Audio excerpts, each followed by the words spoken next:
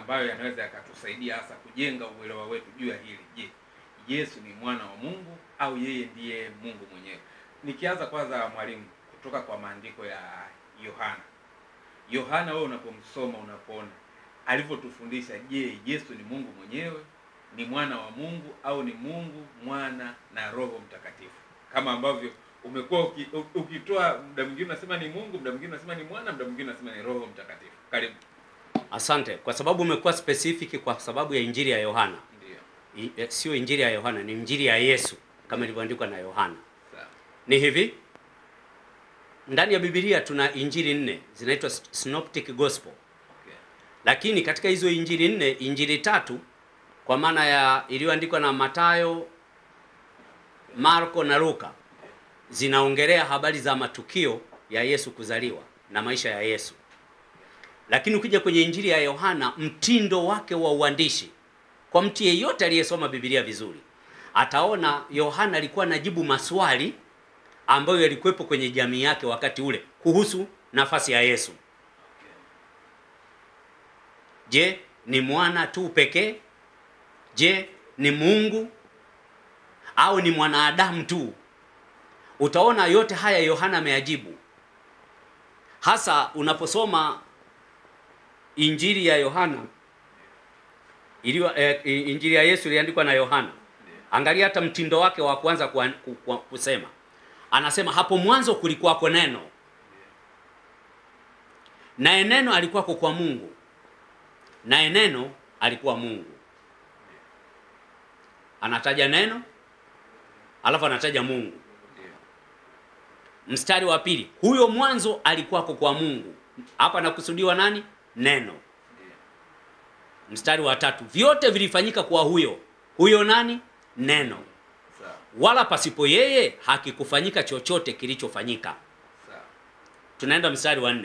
Ndani yake ndimo ulimokuwa uzima, nao ule uzima ulikuwa nuru ya watu.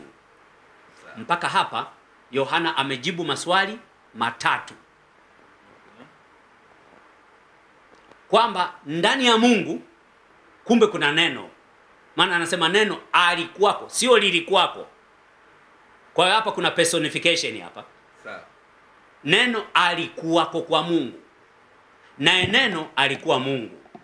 Kwa sisi tunaofundisha utatu mtakatifu, ukisema Mungu, ndani yake tayari kumbe kuna neno. Yaani ndani ya Mungu kuna hali ya neno, ambayo ili ujue hali ya neno ikoje, ndio unakuja mstari wa 14. Yote haya yanatoka kwa Yohana. Naye neno alifanyika mwili, akakaa kwetu, nasi tukauona utukufu wake, utukufu kama wa mwana pekee atokaye kwa Baba, amejaa neema na kweli. Sasa unaona hapa neno alifanyika mwili, akakaa kwetu. Neno alipofanyika mwili, ndipo tunapoanza kumsema Kristo. Kwa hiyo, kwa swali lako ulilouliza kwamba je, Yesu kwa mujibu wa Yohana ni Mungu, ni mwana wa Mungu au ni mtu tu? Ni vyote. Yesu ni Mungu, Yesu ni mwana wa Mungu, alafu Yesu ni mtu. Tunaposema sisi wa Kristo Mungu, huwa tunamaanisha Mungu Baba. Tunapokuja kusema mwana, tunamaanisha kuna mwana pembeni. Na tunaposema Roho Mtakatifu, tunajua kuna roho yake ambaye labda anamtoka.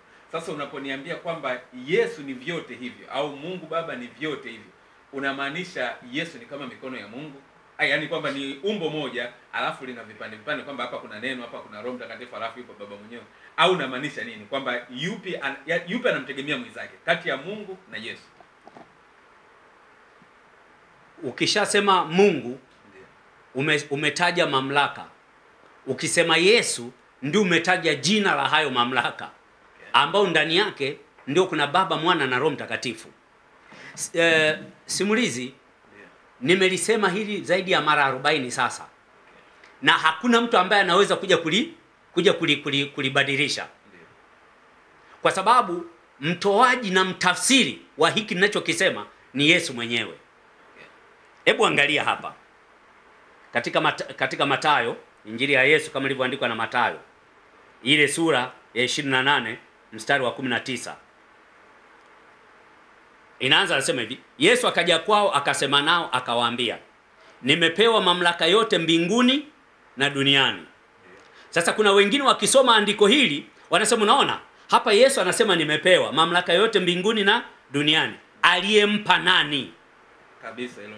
Umeona? Sasa swali linakuja, kama Yesu amepewa mamlaka yote mbinguni na duniani, huyo aliyompa Yesu yeye kabaki na nini? Swali hilo hawajiulizi pia. Kwa sababu kama mamlaka yote mbinguni na duniani anayo Yesu, kwa hiyo maana yake kama tutakuwa na ule ufahamu wa kwamba huyu aliyempa Yesu kwamba ni mwingine kwa kuzidharau zile nafsi tatu, maana yake huyu aliyempa Yesu yeye hana chochote. Na kama ndio utamuita Mungu Baba kwa tafsiri hiyo, maana yake hata huyu Mungu Baba hana chochote kwa Yesu. Umeona hapo sasa? Hayo ndio madhara. Lakini ukija ukijua kwamba kauli hii Yesu aliposema nimepewa mamlaka yote mbinguni na duniani, basi enendeni mkawafanye mataifa yote kuwa wanafunzi, mkiwabatiza kwa jina la Baba na Mwana na Roho Mtakatifu, na kuwafundisha kuyashika yote niliyowaamuru ninyi, na tazama mimi nipo pamoja nanyi siku zote hata ukamilifu wa dahari. Kwa hiyo manake kumbe hata leo. Sasa ukisema huyu anayeongea ukaweka Mungu pembeni, alafu bila kutueleza jina la huyo Mungu aliyemweka pembeni, alafu kabaki na Yesu wakati tunajua Yesu ndio jina la Mungu, ukikutana na maandiko kama haya utakwama kwenye kujieleza. Kwa sababu hapa Yesu anasema mimi nitakuwa nanyi siku zote hata ukamilifu wa dahari. Je, huyo unayemsema sijui Mungu Baba, hapa nafasi yake iko wapi? Kama hutakuwa na ule ufahamu wa Mungu akitenda kazi yake katika utatu, kuna vitu takwama. Utajikuta umempandisha mmoja alafu wengine umewaacha. Wakati Yesu kwenye kubatiza kawaweka wote level moja, Baba, Mwana na Roho Mtakatifu. Huyo Mwana ndio ambaye alikuwa neno. Kwa hiyo swali lako ulilouliza ni kwamba wale wanaosema Mungu, kuna wengine wanataja Mungu tu, wanafikiri ndio jina. Hakuna. Mungu ni cheo. Mungu ni mamlaka, Mungu ni cheo. Okay. Subiri kwanza, sijamaliza hapo. Nilijibu kabisa hilo. Kuna mahali niliwahi kusikia Isaya 9:6. Ndio. Okay. Anasema hivi, maana kwa ajili yetu mtoto amezaliwa, tumepewa mtoto mwanamume, na uweza wa kifalme utakuwa begani mwake, naye ataitwa jina lake. Sasa anaposema jina hapa amesema jina lake, lakini cha ajabu kwenye jina lake mle ndani yanatajwa mambo manne. Hapo ndio utagundua kabisa kwamba kinachoongelewa hapo, hao wanaobisha hawajui wanabisha nini. Anasema hivi, naye ataitwa jina lake mshauri wa ajabu. Mshauri wa ajabu ni jina? Hapana. Okay. Mungu mwenye nguvu ni jina? Bado ni nguvu. Baba wa milele ni jina? Mamlaka hizo. Mfalme wa amani ni jina? Mamlaka hizo. Sasa haya mamlaka yote haya, hizi sifa zote nne ukiziweka pamoja ndio unapata jina gani? Emmanuel. Tunalipata wapi? Kwenye Isaya 7:14.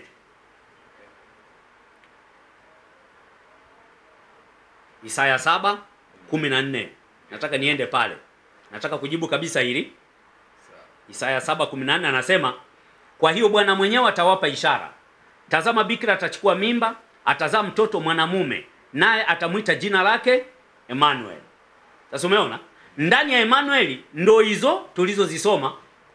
Tumezisoma nini? Tumesoma ndani ya Emmanuel kuna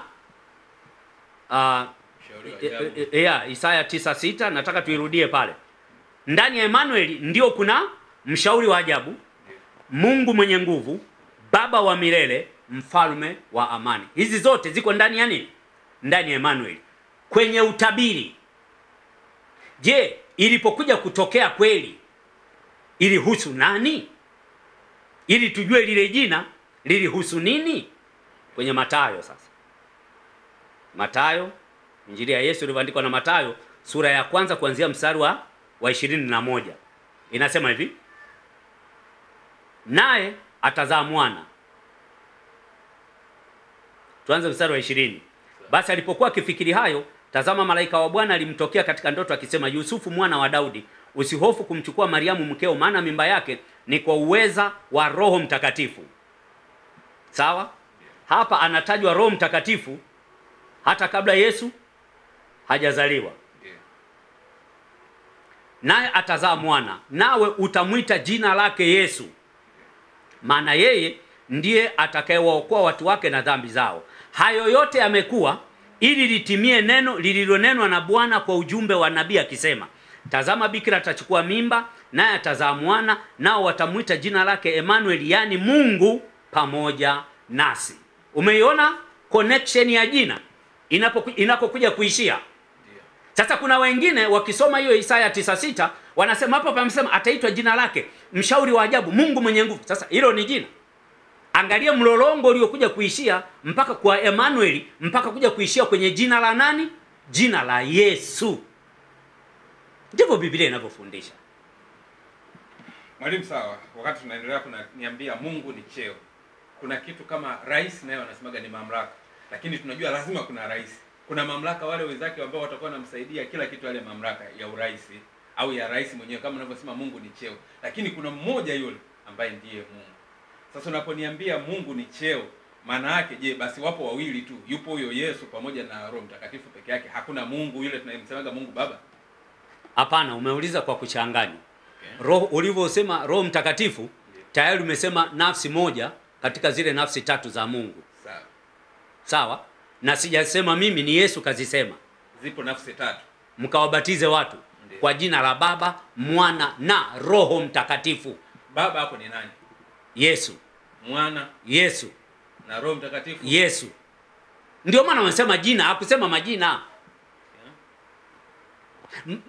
Matendo sura ya 2 mstari wa 38. Jamani, tunaongea haya kwa kurudia rudia. Kuna watu wanalikwepa andiko hilo. Yesu si alisema mkabatizwe? Alisema kwa jina, kwa majina? Jibu wewe mwenyewe kwanza. Alisema mkabatizwe kwa jina au majina? Kwa jina. Kwa hiyo maana yake ni jina hili moja. Sasa mitume walibatizaje hapa? Matendo sura ya 2 mstari wa 38. Kwa sababu kuna vitu vingine watu wanaletaga tu ubishi usiokuwa na maana.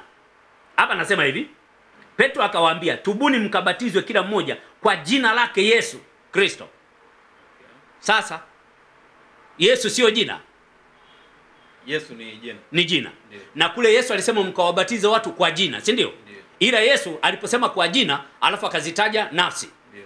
Huku mitume hawakutaja nafsi, wameenda moja kwa moja kwenye jina. Maana yake jina la Mungu kwa mujibu wa Biblia ni Yesu. Okay. Katika Agano Jipya. Katika Agano la Kale aliitwa Yehova. Sawa, hapo. Bado tupo ndani ya Injili ya Yohana. Ndio. Unaniambia Yesu ndiye Baba.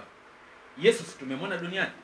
Nimekuambia ukisema Yesu jina la Mungu, ndio, ambamo ndani ya jina la Mungu kuna nafsi ya Baba, Mwana na Roho Mtakatifu. Huyo Baba ndo hatujawahi kumuona. Baba hatujawahi kumuona. Kwa sababu hapa nikisoma Injili ya Yohana hapa nasemaje? Yohana ngapi? 5:37. Naye Baba aliyenipeleka amenishuhudia. Sauti yake hamkuisikia wakati wowote. Wala sura yake hamkuiona. Yes. Sisi tumeiona sura ya Yesu na sauti ya Yesu. Mmeiona sura na sauti ya Mwana, sio ya Yesu. Mtangazaji, narudia tena. Kilichoko kichwani mwenu huwa mnasahau kwamba mkisema Yesu ndio jina la Mungu. Okay. Na hapo Yesu umesoma wewe mwenyewe. Hebu ngoja na mimi nirudie. Ndio. Yohana 5:37. Sikiliza inavyosema hapo. Ndio. Inasema hivi, naye Baba aliyenipeleka. Ndio. Je, hapa amesema naye Mungu aliyenipeleka? Hapana, amesema Baba. Kwa hiyo maana yake anayeongea ni nani? Ni Yesu hapo tunaongea. Anaongea Mwana, sio Yesu. Hata huyu Baba naye ni Yesu. Ila kwa hapa anayeongea ni nafsi ya Mwana. Ndio maana anasema naye Baba aliyenipeleka. Kwa sababu ukiweka hivyo kwamba kuna Yesu afu kuna Baba, utashindwa kututajia jina la Baba.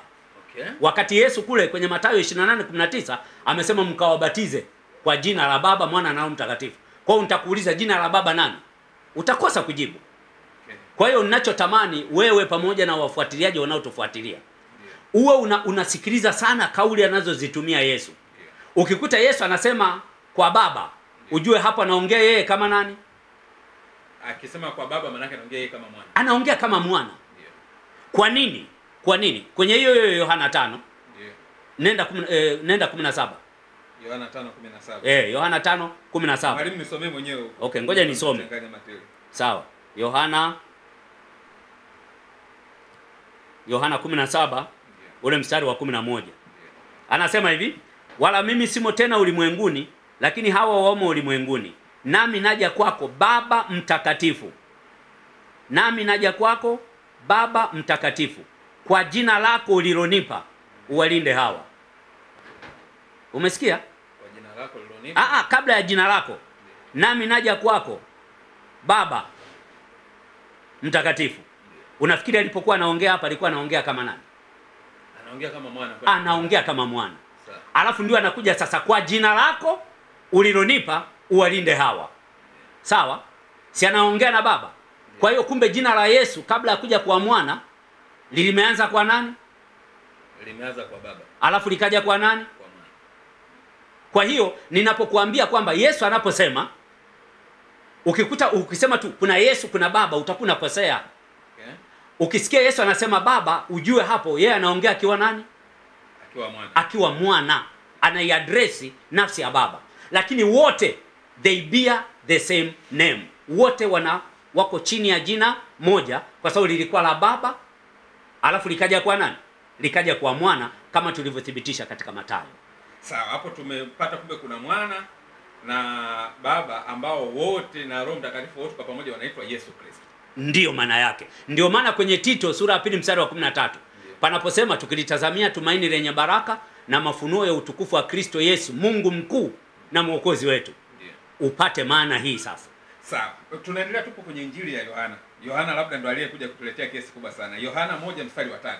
Ndio. Anasema neema na rehema na amani zitokazo kwa Mungu Baba. Mungu Baba. Yohana ngapi? Yohana wa pili. Waraka wa pili wa Yohana. Ndio. 1 mstari wa 3. Mstari wa 3, Neema, rehema na amani zitokazo kwa Mungu Baba. Na kwa Yesu Kristo, mwana wa Baba, zitakuwa pamoja nasi katika kweli na upendo. Huyu tunamwona ametuwekea kabisa Mungu Baba na Yesu Kristo kwa majina sasa tofauti. Kwa sababu tayari mwana alishakuja duniani. Sasa mbona ametajwa Yesu na mwana katika? Ndio maana nimekuambia kitendo cha kusema Mungu Baba, anasema na kwa Yesu Kristo mwana wa Baba. Sawa? Sasa Yesu Kristo, si ndio tumesoma kwenye Tito 2:13 kwamba ndiye Mungu mkuu. Alafu hapa anasema mwana wa Baba. Kwa hiyo kumbe Yesu Kristo naye ni Mungu, ila Mungu mwana. Kwa ushahidi gani? Wa Yohana 1:18. Hakuna kwamba hakuna mtu aliyemwona Mungu wakati wowote. Mungu mwana pekee aliye katika kifua cha Baba, huyo ndio kamfunua. Kwa hiyo hapa Yohana hapa anamuaddress Yesu ambaye anaitwa Yesu Kristo, lakini kwenye nafsi yake ya nani? Ya Mungu mwana. Alipokuja duniani ndio akaitwa Mungu mwana. Okay. Hii si kama tumewachanganya sasa hapa watazamaji, kwa sababu tulishakubaliana kwamba Yesu ndiye tuseme Yesu, ukitaja Yesu ni sawa na umetaja Mungu. Ndio. Lakini ukitaja Baba na Roho na Mwana ndio umewataja wote kwa pamoja ambao wote wanaitwa Yesu. Kwenye hili andiko hapa tunaona kuna Mungu Baba na Yesu Kristo ndani ya sentensi moja. Hiyo inamaanisha huyu mwandishi hapa alitutofautikia kwamba kuna Yesu Kristo na kuna Mungu Baba. Iko hivi mtangazaji na wale mnaotufuatilia. Hapa huyu aliposema Mungu Baba, tumeshasoma kule kwenye Yohana 5:38 kwamba Baba haonekani. Si ndio? Je, kwamba Baba haonekani wakati huu alikuwepo duniani wakati mwana yupo, au yeye Baba hakuwepo kabisa? Nataka nikusomee. Nataka nikusomee kwenye Yohana 15:24. Sawa. Yohana 15:24 inasema hivi. Yohana 15:24. Anasema kama nisingalitenda kwao kazi asizozitenda mtu mwingine, wasingalikuwa na dhambi. Lakini sasa wametuona mimi na Baba yangu na kutuchukia. Usipoelewa andiko hili kwamba kule nafsi ya Baba inaposemwa inakusudiwa nini au iko wapi, ndio maana watu wanaweza kuchanganya. Lakini umeona Yesu yuko straight kwamba wametuona mimi na nani? Na Baba yangu. Alafu wametufanya nini? Wametuchukia. Sasa watu pale walikuwa namuona nani? Walikuwa namuona Yesu. Na Baba sasa yuko wapi? Yesu amemtaja na Baba. Wakati wa Baba yuko wapi? Ndio maana nikakwambia kwamba unapoongea kwamba habari za Baba na Mwana, lazima ujue kwamba kwa mujibu wa Biblia unaposema uungu katika zile nafsi tatu, katika utendaji wake, kuna wakati unaweza kukuta nafsi ya Baba iko mbele. Ndio pale tunaposema kwa utukufu wa Mungu Baba. Kwa nini? Kwa wakati huo nafsi ya Baba iko mbele. Alafu kuna wakati nafsi ya Mwana iko mbele, lakini haimaanishi kwamba nafsi zingine hazipo. Na wakati mwingine nafsi ya Roho Mtakatifu iko mbele. Mathalan, wakati wa kuzaliwa Yesu, nafsi gani katika zile nafsi tatu iliyokuwa mbele? Manake Mwana. Kwenye kuzaliwa pale, Mwana mwenyewe ndo alizaliwa. Kwenye kutungwa mimba. Baba manake no. Malaika. Hawa alituma Roho. Luka 1:37. Nataka nikufundishe hapo kupitia wewe na wengine waweze kujifunza. Inasema hivi.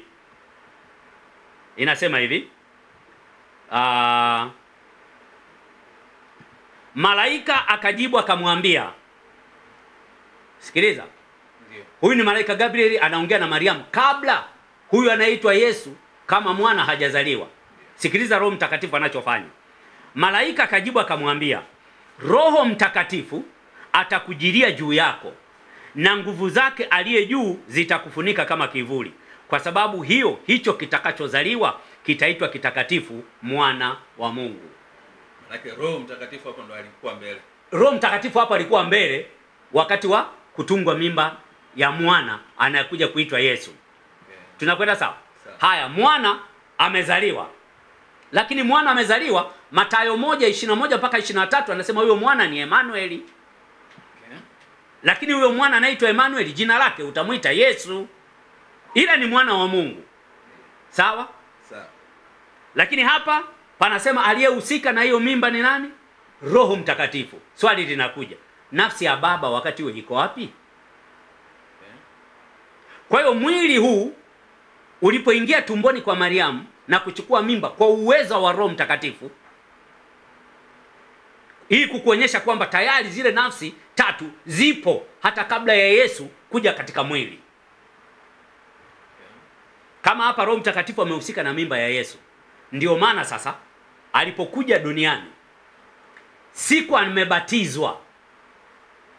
amebatizwa ulikuwa ni udhihirisho wa kwamba Mungu amekuja duniani kwa jinsi ya mwili. Nikusomee kitabu cha Wakolosai sura ile ya 2 na mstari wa 9. Anasema hivi, maana katika yeye nani huyu? Katika yeye manake Mungu mwenyewe. Katika nani? Mwana. Katika yeye mwana. Yani Kristo. Maana katika yeye unakaa utimilifu wote wa Mungu kwa jinsi ya kimwili. Tunajuaje kwamba utimilifu wa Mungu ulikuja kwake kwa jinsi ya kimwili? Ni kwa sababu siku anabatizwa, si mwana yuko mto Yordan anabatizwa. Ndio. Alafu akashuka nani? Njio. Pale tuliona ameshuka njio. Hapana. Au ni nani? Ni huo. Alishuka Roho Mtakatifu kwa mfano wa nini? Wa njiwa. Kwa njiwa. Sasa roho haionekani. Na umefika wakati wa Mungu kuchukua mwili na kuja duniani. Huyu roho ambaye haonekani atadhihirisha vipi kwamba ni kweli sehemu ya nafsi ya tatu ya Mungu ya Roho Mtakatifu na yenyewe imechukua sehemu ya mwili? Ndio maana ikabidi Roho Mtakatifu achukue umbile la kimwili. Yeye hakuchukua la kibinadamu, alichukua la njiwa. Lakini tayari imeshadhihirika kwamba ni Roho Mtakatifu, ila amechukua umbile la mwili wa njiwa. Baada ya Roho Mtakatifu kushuka, kilichofuata nini? Sauti, huyu ni mwanangu mpendwa wangu, msikieni yeye. Umeona hapo? Sawa. Kwa hiyo tayari sasa tunaongelea habari ya hizo nafsi, tayari zote zimeondoka katika utukufu, ziko duniani ili ziwe Emanueli, yani Mungu aliyetoka katika mahali pake pa utukufu na kuja kukaa katikati ya wanadamu. Lakini wakati huo Mungu akiwa duniani, nafsi ipi inayojitokeza zaidi? Manake ya mwana. Ya mwana. Sasa tukisema Mungu ametoka katika utukufu wake, amekuja duniani hadi akae na sisi, pale kwenye utukufu wake kuna chochote kimebaki? Asante, kwa sababu tukisema Mungu ametoka katika utukufu wake, uwezo wa Mungu namfanya yuko mahali pote. He is omnipresence. Okay. Hata kama akiwa duniani na mbinguni yupo kwa wakati huo huo. Akiwa mbinguni na duniani yupo kwa wakati huo huo. Kwa hiyo hakutoka. Ukisema hakutoka, yani inamaanisha nimesema utukufu. Okay. Si ndio? Yeah. Kwa sababu gani? Siku amezaliwa wale malaika walisemaje na wachungaji? Atukuzwe Mungu juu mbinguni. Okay, atukuzwe Mungu juu mbinguni na duniani iwe amani kwa watu aliowaridhia. Kitabu cha Wafilipi kinasema bali alijifanya kuwa hana utukufu. Wafilipi 2:5. Kwa hiyo unatakiwa hapo pia upafikirie sana. Alijifanya kuwa hana utukufu, akatoa namna ya mtumwa, akawa na mfano wa mwanadamu. Ana mfano, sio mwanadamu. Ana mfano, ndivyo Biblia inavyosema. Sasa kuna wengine hawaweki kwenye mfano, wanamfanya ndio binadamu mwenyewe hivyo hivyo kabisa. Angekuwa binadamu mwenyewe kama tulivyo sisi, angekuwa na dhambi. Yohana huyu tunaendelea naye, Ufunuo 1:6. Ufunuo 1:6. Tukitaka kuona Yesu ndiye Mungu mwenyewe, tunaona anasemaje? Na kutufanya kuwa ufalme na makuhani kwa Mungu, naye ni baba yake. Utukufu na ukuu una yeye hata milele na milele. Amina. Hii ni kwamba Yohana hapa anatufundisha kwamba Mungu ni baba. Sasa huyu ambaye anasema utukufu na ukuu una yeye, huo utukufu na ukuu na yeye nani? Hapa unamkusudia baba au unamkusudia mwana? Mungu baba. Naomba tusome. Na kutufanya ufalme na kutufanya kuwa ufalme na makuhani kwa Mungu. Sawa? Naye ni baba yake. Naye ni baba yake. Baba yake. Aliyetufanya sisi makuhani ni nani? Manake Yesu. Mtangazaji, subiri twende taratibu. Kufanya kuwa na ufalme na makuhani kwa Mungu. Naye ni baba yake. Manake ni Mungu mwenyewe. Naye ni manake kama ni baba yake manake ni Mungu mwenyewe. Sasa ukisema Mungu mwenyewe, kwani yeye huyu anayekusudiwa hapo sio Mungu? Ndio maana nikasema kuna vitu ambavyo katika vichwa vyenu mnashindwa kuweka sawa. Hapa anasema naye ni baba yake. Nimekuambia chunga katika Biblia. Ukisikia mahali panamkusudia Yesu, afu panasema naye ni baba yake, ujue kwa wakati huo huyu anaongelewa katika nafsi gani? Anaongelewa katika nafsi ya baba. Kama ni baba yake anaongelewa katika nafsi ya mwana. Kwa hiyo hapa aliyetufanya kuwa makuhani ni nani hapa? Ni baba au ni mwana? Ni mwana. Na kutufanya kuwa ufalme na makuhani kwa Mungu. Naye ni baba yake. Ndio. Sasa kama tunamzungumzia baba yake kama sisi ametufanya, maana yake baba yake si ndio Mungu, Mungu baba.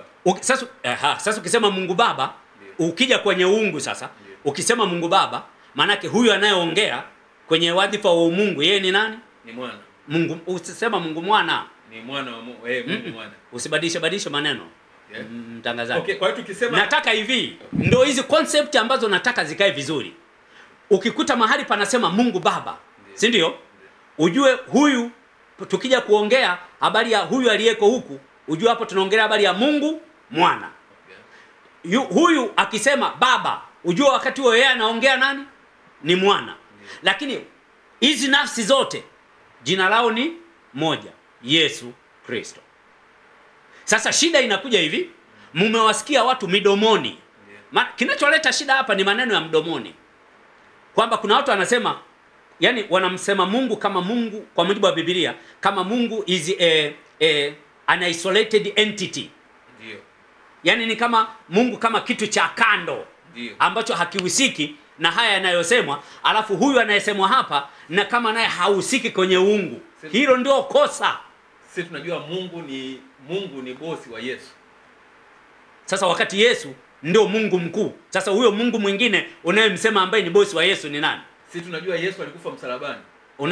Aliyekufa msalabani ni mwana. Sisi tunajua Yesu. Ngoja kwanza unisikilize. Sawa. Kitabu cha Petro wa kwanza, naomba nikwambie kilichokufa. Na haya ndio maswali ambayo tunakutaga kwa watu ambao hawasomi Biblia. Angalia hapa, Petro wa kwanza 3 kuanzia 17. Anasema hivi: maana ni afadhali kuteswa kwa kutenda mema, ikiwa ndio mapenzi ya Mungu, kuliko kwa kutenda mabaya. Kwa maana Kristo naye aliteswa mara moja kwa ajili ya dhambi. Aliyeteswa ni nani? Kristo Yesu. Mbona unaongeza Yesu? Basi mwana Kristo tuseme. Hapa pamesemaje?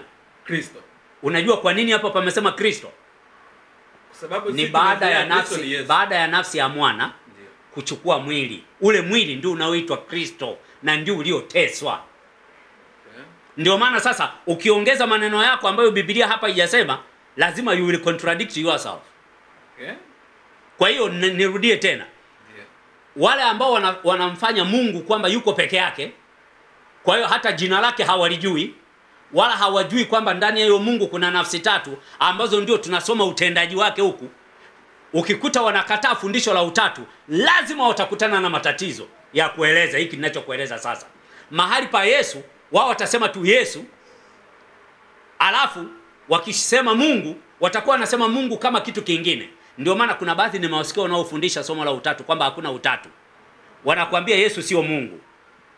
Okay. Wanasema Yesu sio Mungu. Ukiwauliza Mungu ni nani? Wanakuambia Mungu ni Mungu Baba. Hayo ukiwauliza kitabu cha Tito 2:13 kinaposema Yesu ni Mungu mkuu, utasikia hapo, soma kwenye King James. Hapo imekosewa. Ukisoma kwenye Kiingereza inaleta maana tofauti. Hakuna. Simulizi nilishakwambia hata siku nyingine. Yeah. If you are good at English, you will know what the conjunction do. If you are good at English. But if you are not good at English, then that will be your problem. Yeah. Kwa sababu vile inavyosemwa kila wakati nasema. Na ukisema hiyo utakuta mtu anafika mahali anaikataa. Hebu ngoja tuisome pa. Nakumbuka kuna wakati pia tuliwahi kuulizana, alafu tulipoulizana kuna mtu mmoja huko akaenda kwenda kuieleza, alafu huyo mtu mimi ananikimbia. Sitaki kumtaja hapa jina. Kama unafuatilia hii unajifahamu. Yuko kule Kenya. Ngoja tuisome hapa. Tito sura ya 2 mstari wa 13.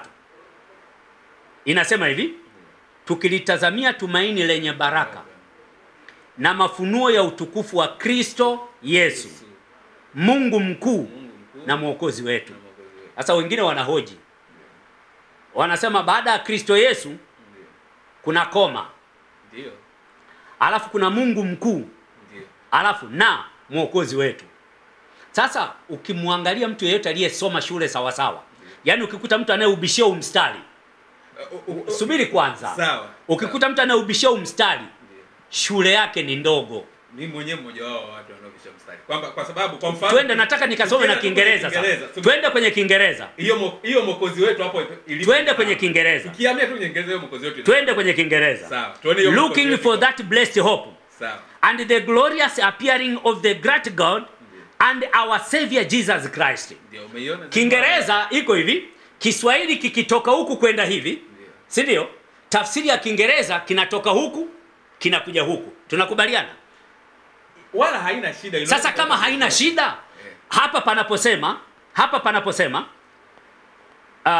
and appearing of the great God and our Savior Jesus Christ. Ndio, na mwokozi wetu Yesu Kristo. Ndio. Imeanza nini? Si imeanza Mungu mkuu na mwokozi wetu. Huyo Mungu mkuu na mwokozi wetu ni nani? Malizia hapo. Imeanza hivi: Mungu mkuu na mwokozi wetu Yesu Kristo. Ambaye ni nani sasa? Wapo wawili. Yupo Mungu mkuu, alafu hapo ndani ya hiyo sentence kuna mwokozi wetu Yesu Kristo. Mungu mkuu hapa ni jina au ni cheo? Mungu mkuu hapo kama utataka jina au cheo vyovyote, lakini maana yake yupo mkuu. No, we need the context. Mkuu yupo, Mungu mkuu hapo ni cheo, maana yake yule wa juu, maana yake wapo wengine hao. Lakini yupo huyo mkuu. Sasa umeona? Ndio. Najua wewe unawawakilisha wengine. Hilo ndio kosa mnalolifanya. Hapa pametaja Mungu mkuu na mwokozi wetu ni vyeo. Sawa? Subiri sasa. Mungu mkuu na mwokozi wetu ni vyeo. Huyu Mungu mkuu na mwokozi wetu nani? Jesus Christ. Ngoja. Yesu Kristo. Mungu mkuu afu kamalizia na mwokozi wetu Yesu Kristo. Sasa subiri sasa. Yesu Kristo. Si ndivyo? Iko hivi. Hapa lipi ni jina na vipi ni vyeo? Katika Tito 2:13. Tukilitazamia tumaini lenye baraka. Na mafunuo ya utukufu wa Kristo Yesu. Sasa kabla ya hiyo Kristo Yesu hapo kwenye Kiingereza weka Mungu mkuu. Sasa uwezo kaweka hivyo, manake wewe unataka itafsiri unavyotaka wewe. Si ndio hivi ilivyo hapa kwenye Kiingereza? Hapana. Looking for that blessed hope and the glorious appearing of the great God. Hebu the great God, si ndio? Ngoja hapa. The glorious appearing of great God. Malizia. Nakuja kwenye and mwingine. And nani? And our savior Jesus Christ. Sasa ukisema and our savior, si umesema nyadhifa zake mbili, kwamba huyu kwanza ni Mungu mkuu, alafu pili mwokozi wetu. Sasa watu wangetaka kujua huyo Mungu mkuu na mwokozi wetu ni nani? Yesu Kristo. Okay. Kumbe ndio hivi namba. Basi sisi siku zote tukisoma hapo wenzako tunavyojua ni hivi.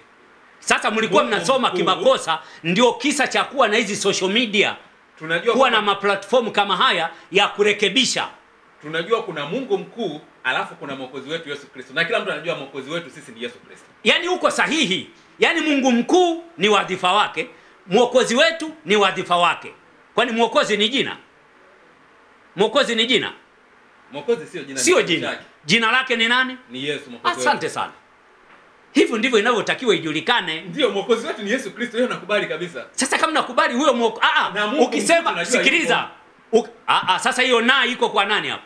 Na iko kwa nani? Nasi mwingine anakuja. Sikiliza Simulizi Zone. Jamani, watazamaji wetu, msione kama tuna nani hapa. Kuna kundi fulani tunalisaidia ambalo lina mtazamo, kwa sababu waliwahi kuongea na Simulizi. Kwa hiyo Simulizi anayaleta hayo maswali kwa sisi walimu ili tuisaidie jamii yenu iweze kukaa sawa sawa. Nimesema hivi, kwa mtu anayejua Kiingereza sawa sawa, unajua kabisa kwamba hapo hapana shida yoyote. Haya. Shida yangu ni hivi. Yaani kwa mfano tungekuwa tunaweka majina. Tufanye hapa tumweke, mimi hapa nimwite Mungu mkuu, nimwite Yehova. Alafu huyu mwokozi sasa utakiwi kuweka kitu ambacho andiko halijasema. Andiko linajua kwa nini limesema our great God and Savior Jesus Christ. Kwa sababu gani? Nilifundisha. Mimi sielewi kwa nini watu ni kama watu wanadharau. Nikasema nani kiunganishi?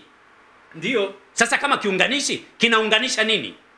Hebu tuambie wewe Simulizi. Na ni kiunganishi kinaunganisha nini? Hapa kimeunganisha watu wawili.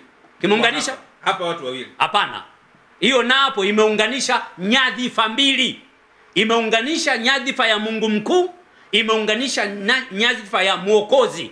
Sasa ndio inakuja huyo mwokozi, jina lake nani?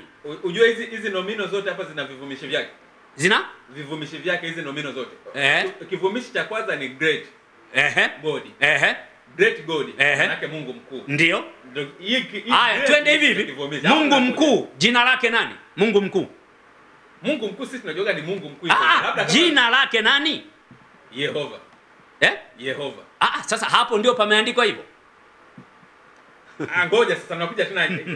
Nimekuambia hivi, katika Agano Jipya Mungu jina lake anaitwa Yesu.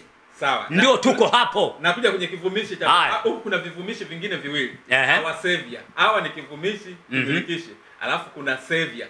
Hawa ni kiwakilishi kimilikishi. Alafu kuna savior ambacho ni kivumishi cha hili jina la Jesus Christ. Ambacho ni kivumishi cha Jesus Christ. Jesus Christ. Yaani kwamba huyo mtu ni mwokozi. Ana sifa gani? Ni mwokozi. Huyu huku God ana sifa gani? Ni mkuu. Sasa kwa hiyo kwenye Mathayo tulivyosoma kwamba yeye ndio kwamba jina lake utamuita Yesu, maana yeye ndio atakayewaokoa watu wake na dhambi zao. Au hujasoma hapo? Soma. Sawa, tuendelee mbele. Asante sana. Hapana, sio ni muhimu na nashukuru tumeshaelewana hapo. Sawa. Najua tunawawakilisha watu wengi ambao walikuwa na mtazamo kama huo. Asante sana. Kwa hiyo kwa mujibu wa Biblia, Yesu ni Mungu mkuu na mwokozi wetu. Sawa, tunaendelea. Ndio. Yuda yeye ametufundisha Mungu ni nani? Mungu ni Baba, ni Mwana, ni Roho Mtakatifu. Yuda ngapi? Hata tukianzia Yuda 1 mstari wa 2. Kwa hao waliopendwa katika Mungu Baba na kuhifadhiwa kwa ajili ya Yesu Kristo. Wameitwa kwa ajili ya Mungu Baba, wamehifadhiwa kwa ajili ya Yesu Kristo. Sasa swali lako hapo ni nini? Swali langu ni kwamba hapa tumesema tukitaja Baba maana yake tujue kuna Mwana. Lakini hapa tumeona ametajwa Mungu Baba alafu ametajwa Yesu Kristo, wakati tumesema Yesu ndo Mungu. Asante sana. Kumbuka nimekuambia kama hapa anasema Mungu Baba na Yesu Kristo. Si ndio? Anaposema Yesu Kristo maana yake hapa inatajwa nafsi ya Mwana ambayo imechukua mwili, ndio maana Kristo.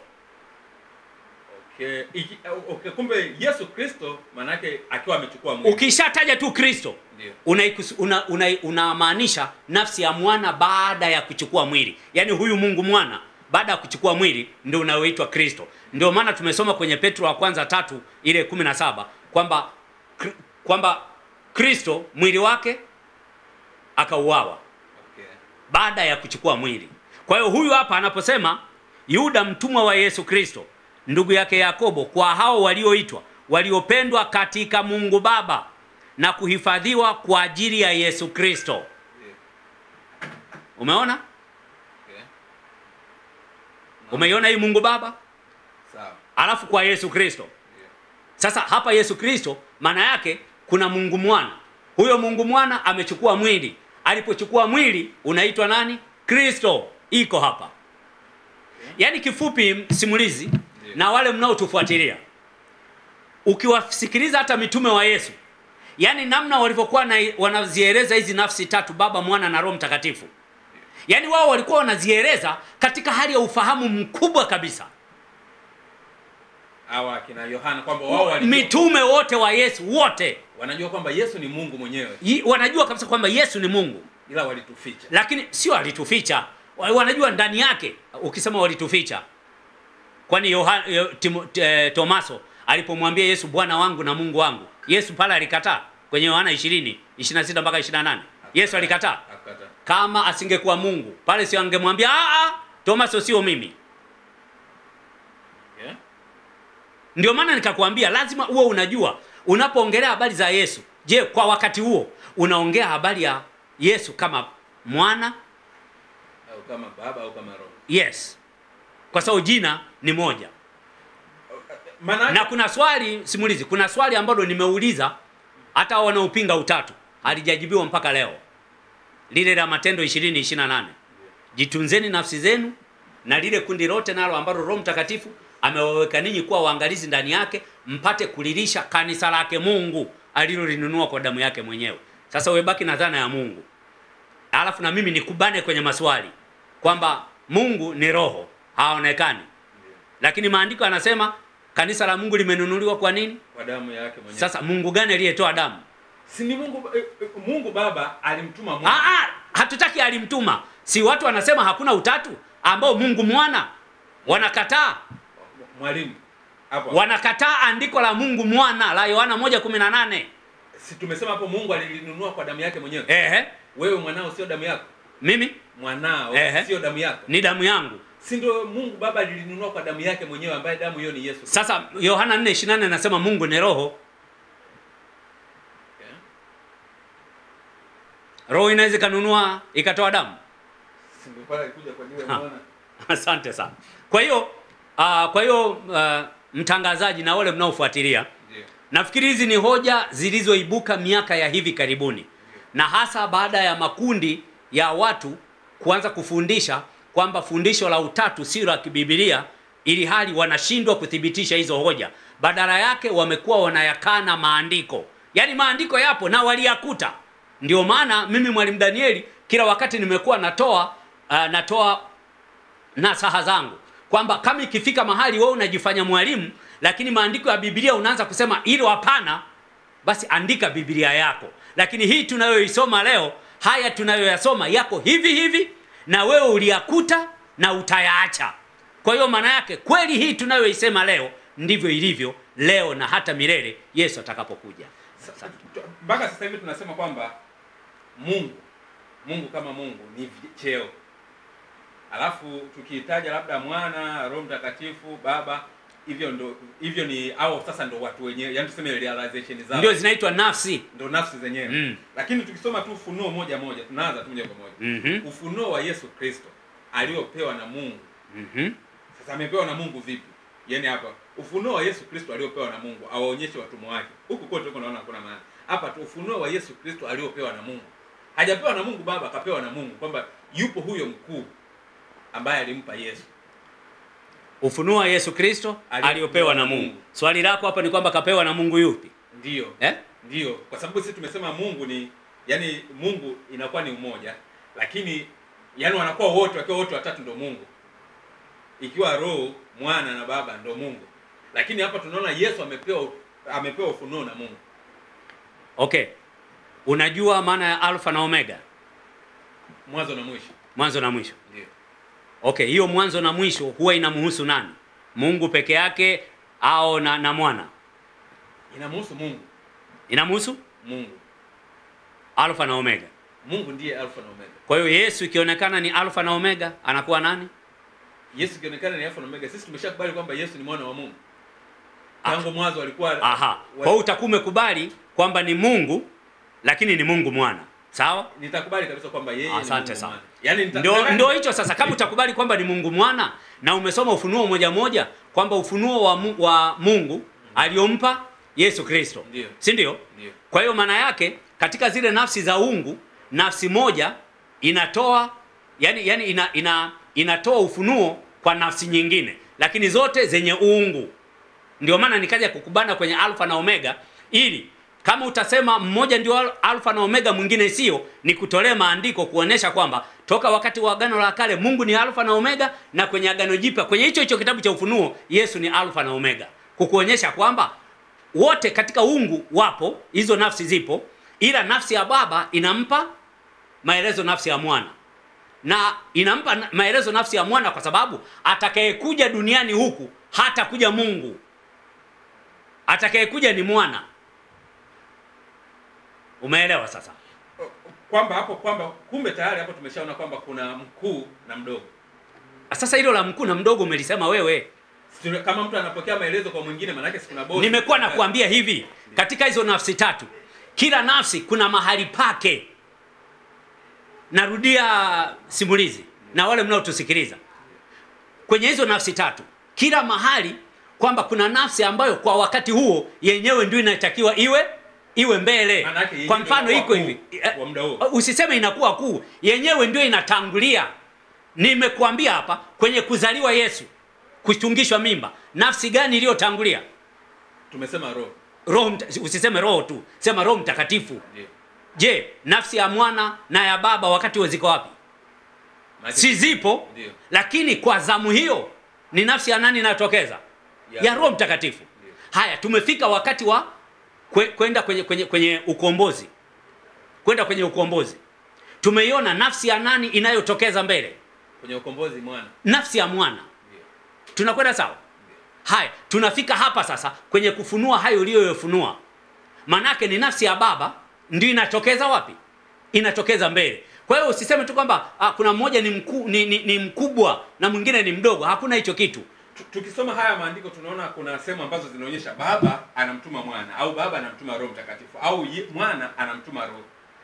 Kuna sehemu yoyote Yesu au Roho, kwa sababu tumesema si nafsi tatu na zote tufanye zote zipo level moja, ni kitu kimoja. Yesu au Roho amemtuma Mungu Baba, ameituma hiyo nafsi ambayo mimi naisema hapa kwamba ni kuu. Sasa ataitumaje wakati wao, yani wakiwa katika utendaji wao ule wa utatu ndio hiyo mmoja, wataitumaje ambayo haipo? Basi hata kuombana, kwa sababu tukiangalia Mwana amewahi kumuomba Baba, ila Baba tujaona popote ambapo yeye yani tuseme Mwana anaweza tuseme Mwana sasa amekuwa mkubwa, si zinatokea tofauti. Ndio. Sasa Mwana naye amekuwa mkubwa, kama pale tunapoona Yesu huyo ambaye nasema Mungu Mwana anaenda na muomba kwamba kuna mtu wake mkubwa wake huko, anamuomba kwamba ikiwezekana kikombe kiniepuke. Sasa hapo ni wakati wa mateso. Wakati wa mateso Biblia inasema alijinyenyekeza akawa mtii hata mauti. Ndicho hicho unachoongea. Lakini kabla ya kukamatwa Yesu, wale waliokuwa wanaenda kumkamata alipoambia ni mimi, walifanya nini? Si walianguka? Ndio. Walichoanguka ni nini pale? Alijitambulisha yeye ni nani. Kwa Kiyunani kuna neno linaitwa ego. Yaani alifunua ile nafsi yake halisi kwamba ni nani. Wale si walidondoka wenyewe. Lakini baadaye aliwaambia hii ni saa yenu. Kwa hiyo njooni sasa, mnaweza kuja kufanya chochote. Umeona hapo? Ndio. Pana kuonesha kwamba huyu ni nani. Hicho unachohoji wewe ni kwamba alijinyenyekeza akawa mtii hata mauti. Alijinyenyekeza. Lakini kwa asili sio mtu akunyenyekea kwa namna hiyo, kwa sababu hadhi yake ni kubwa.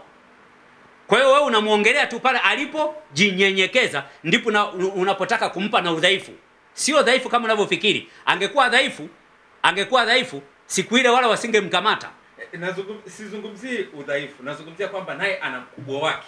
Hana mkubwa. Anaomba kiombe kimwepuke, kwamba anamuomba mtu. Si ndio maana hapo simulizi narudia tena.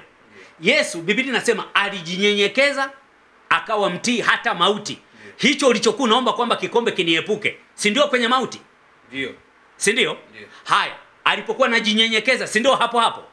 Sasa sawa. Unafikiri angeamua kwamba wale wasifanye chochote, unafikiri angekufa? Hapana, yeye mwenyewe kasema kwenye Yohana sura ya 10 anasema hakuna wezaye kuniondolea uhai wangu. Ninautoa mwenyewe, nina uwezo wa kutoa mwenyewe. Si ndio? Alafu akasema mamlaka hayo naliyapata kutoka kwa Baba ambaye ndio mkubwa wake au bado kwenye nafsi sasa. Yaani kwamba nafsi ya wewe ukafe. Sawa. Yaani unisikilize kwamba nafsi ya wewe ukafe. Sawa. Tumalize na mstari huu hapa. Asante. Tuishie huu hapa. Sawa. Yesu anapoondoka anasema anaenda kwa Baba ambaye na sisi ni Baba yetu. Anaenda kwa Mungu ambaye na sisi ni Mungu wetu. Sasa kama anasema yeye ana Mungu wake. Na yeye ni Mungu, inamaanisha nini? Kwamba yeye ana Mungu wake. Okay, inamaanisha hivi. Anaposema ninapaa kwenda kwa Baba yangu, naye ni Baba yenu, kwa Mungu wangu, naye ni Mungu wenu. Ni kwa sababu katika kuna Mungu Baba, yeye ni Mungu Mwana.